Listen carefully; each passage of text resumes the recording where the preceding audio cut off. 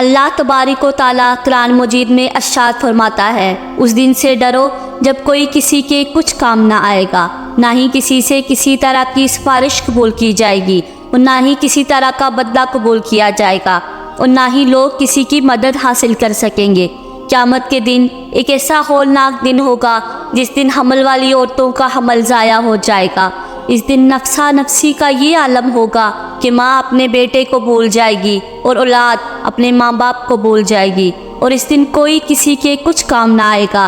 ہر ایک کو اپنے حساب کتاب کی پڑی ہوگی، ہر ایک انسان اپنے اعمال کے مطابق اپنے انجام کو پہنچا دیا جائے گا۔ پیارے دوستو، اس بات پر ہر مسلمان کا ایمان ہے کہ اس کو مرنے کے بعد قیامت کے دن اٹھنا ہے اور اپنے اعمال کا بدلہ لینا ہے۔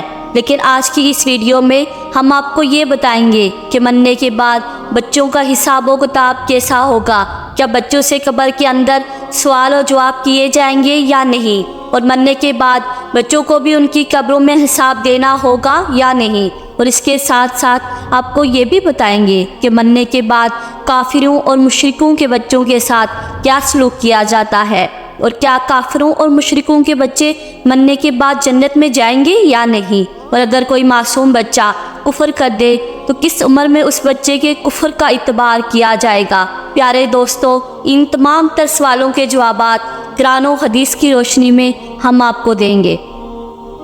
اس دنیا کو چھوڑنے کے بعد انسان کو سب سے پہلے جس گھر میں داخل کیا جاتا ہے وہ قبر ہے۔ قبر آخرت کی منزلوں میں سے سب سے پہلی منزل ہے، اور قبر ہی سے انسان کا حساب و کتاب شروع ہو جاتا ہے۔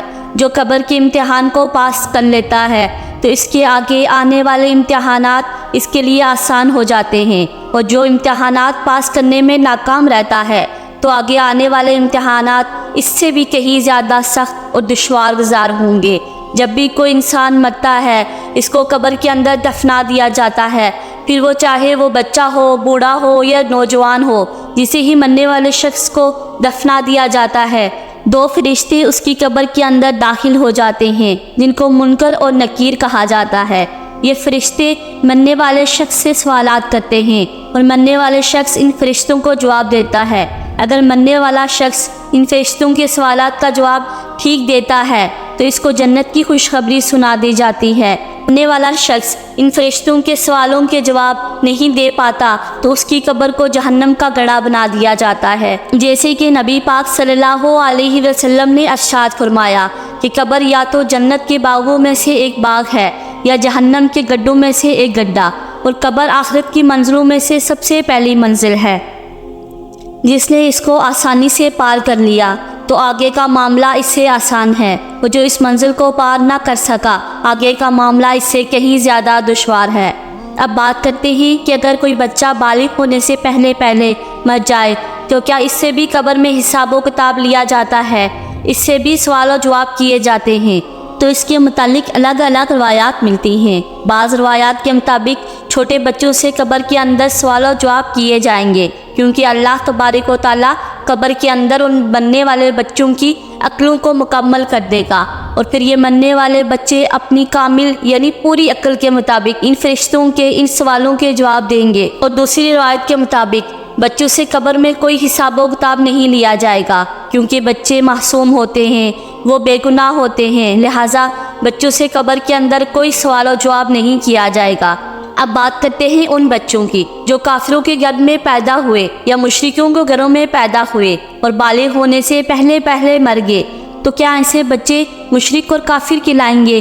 تو قبر کے اندر ان کے ساتھ کیا سلوک کیا جائے گا؟ تو اس کے متعلق حضرت عبداللہ ابن عباس رضی اللہ تعالیٰ عنہ سے روایت ہے کہ جب رسول اللہ صلی اللہ علیہ وسلم سے مشرکین اور کافروں کے بچے کے بارے میں سوال کیا گیا تو حضور پاک صلی اللہ علیہ وسلم نے ارشاد فرمایا کہ اللہ تبارک تعالیٰ نے جب ان بچوں کو پیدا کیا تو اللہ تبارک تعالیٰ خوب جانتا تھا ان بچوں نے بڑے ہو کر کیا کرنا ہے۔ اسی طرح ایک حدیث میں آتا ہے کہ آپ صلی اللہ علیہ وسلم نے ایک خواب دیکھا کہ آپ صلی اللہ علیہ وسلم ایک باغ میں ہیں اور ایک لمبے قد کا آدمی باغ میں چل رہا ہے اور اس کے آس پاس بہت سارے بچے کھیل رہے ہیں۔ اس آدمی کا قد اتنا لمبا تھا کہ حضور اکرم صلی اللہ علیہ وسلم اس آدمی کو دیکھنے کے لیے اپنی گردن اوپر بلند کر دیتے ہیں۔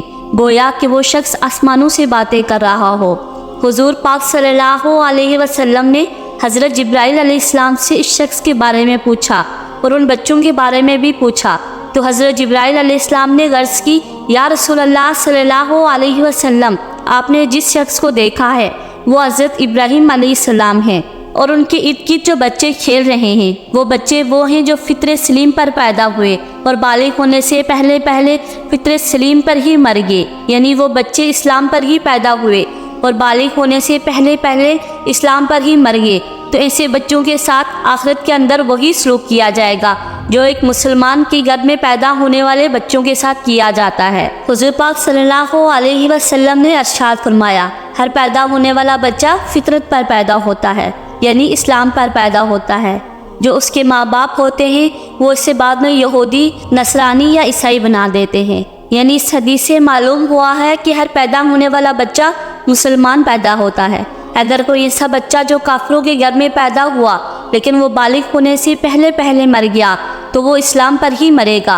अब बात करते हैं कि बच्चे की कितनी उम्र में बच्चे की गिना को माना जाएगा। तो इसके मुतालिक मुख्तलिफ रवायत में आता है कि जब बच्चा आकिल और बालिग हो जाए और अच्छे और बुरे की पहचान करने लग जाए, तो इस उम्र में अगर कोई बच्चा कुफ्र करता है तो उसके कुफ्र का इतबार किया जाए, यानी इसके कुफ्र को माना जाए और वो बच्चा काफिर होगा। उलमाए किराम बयान फरमाते हैं, अगर कोई बच्चा 7 साल की उम्र में कुफ्र करता है तो इस बच्चे के कुफ्र का इतबार किया जाए और वो काफिर हो जाएगा। अब बात करते हैं कि काफिरों और मुशरिकों के बच्चे जन्नत में जाएंगे या नहीं। अगर ये जन्नत में जाएंगे तो जन्नत में कौन से मकाम में इनको रखा जाएगा, इसके मुतालिक अलग अलग रवायतें मिलती हैं। कुछ रवायात के मुताबिक जैसे मुसलमानों के बच्चे जन्नत में जाएंगे, इसी तरह वो बच्चे भी जन्नत में जाएंगे जो पैदा तो काफिरों के घर में हुए लेकिन बालिग होने से पहले पहले फौत हो गए, यानी इंतकाल कर गए। तो अल्लाह तबारक ताला इन मासूम बच्चों को भी जन्नत में दाखिल फरमाएगा। अल्लाह तबारक व ताला इरशाद फरमाता है, वो किसी को जन्नत या जहन्नम में दाखिल नहीं फरमाएगा जब तक उसको अमाल का मुअल्लिफ ना बना दे। लिहाजा इसी वजह से अल्लाह ताला मासूम बच्चों को बगैर हिसाब व किताब के जन्नत में दाखिल फरमाएगा। और कुछ रवायात के मुताबिक काफिरों और मुशरिकों के मासूम बच्चे जन्नत में तो दाखिल होंगे लेकिन ये जन्नत में जन्नती मुसलमान बच्चों के महतहत होंगे और उनकी खादिमीन की ड्यूटियां सर अंजाम देंगे। और कुछ उलमाए किराम इस मसले पर खामोशी इख्तियार करते हैं। उनका कहना है, अल्लाह तबारक व ताला बेहतर जानता है कि अल्लाह पाक काफिरों के बच्चों के साथ क्या सलूक फरमाएगा। नाजरीन, इन तमाम तर रवायात में से सबसे सही रवायत ये है, जो भी बच्चा बालिग होने से पहले पहले फौत हो जाता है तो अल्लाह तबारक ताला उनको बगैर हिसाब व किताब के जन्नत में जगह अता फरमाता है। और बालिग होने से पहले पहले मरने वाले तमाम बच्चे हज़रत इब्राहीम अलैहिस्सलाम की जिम्मेदारी में होते हैं और इनको हज़रत इब्राहीम अलैहिस्सलाम के पास रखा जाता है, फिर चाहे वो मुसलमान के बच्चे हों या काफिरों के बच्चे हों। अल्लाह तबारक ताला से दुआ है कि अल्लाह तबारक ताला हमें नेक अमाल करने की तौफीक अता फरमाए और उन तमाम बुराइयों से हमें बचाए जिन बुराइयों की वजह से पहली कौमें हलाक हुई और अल्लाह तबारक व ताला के दर्दनाक अज़ाब की मुस्तहिक करार पाईं। तो कैसी लगी आपको आज की वीडियो? उम्मीद करती हूँ कि अच्छी लगी होगी। वीडियो अच्छी लगी हो तो इसको लाइक कर दीजिएगा और मेरे चैनल वॉइस ऑफ अमल को सब्सक्राइब कर दीजिएगा। मिलते ही एक और नई वीडियो के साथ। दुआ में याद रखिएगा। अल्लाह हाफिज़।